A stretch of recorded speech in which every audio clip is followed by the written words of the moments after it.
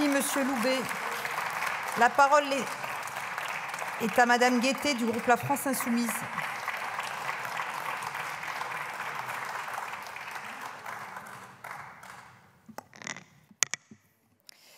Présidente, ministre, collègues.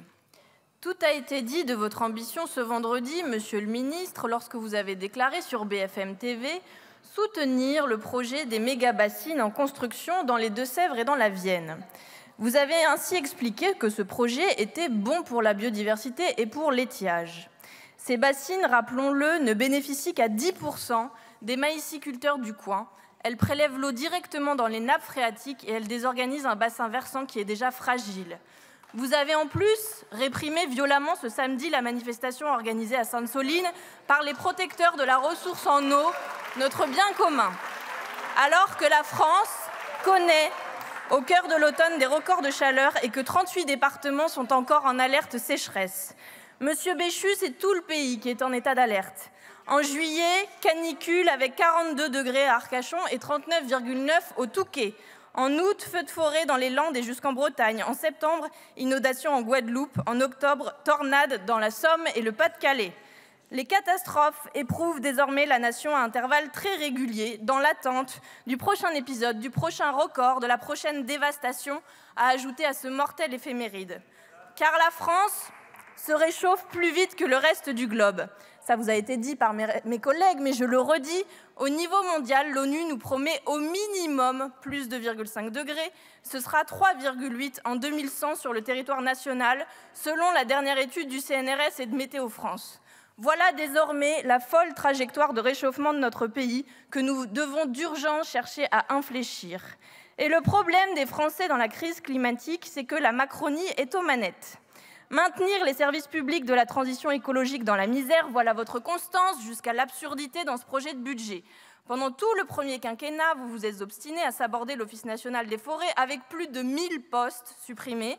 Et voilà que face au chaos des feux estivaux, vous avez l'audace de demander à la représentation nationale de laisser passer la suppression de 95 postes de plus.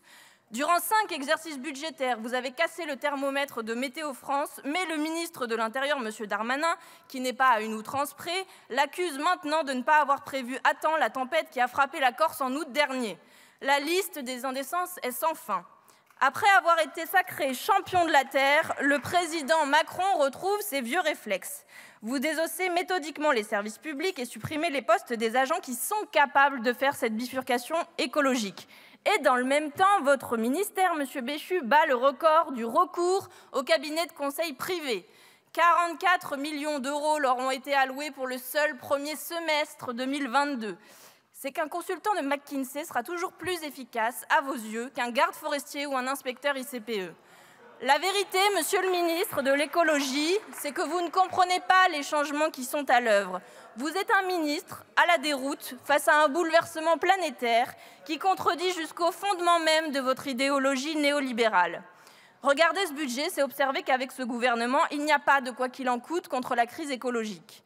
Vous jouez aux pompiers pyromanes, brandissant un petit seau d'eau pour maîtriser votre forfait.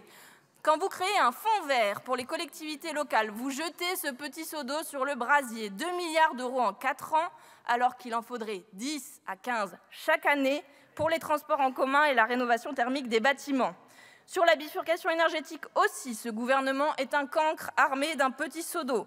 Les chiffres d'Eurostat de janvier 2022 sont implacables.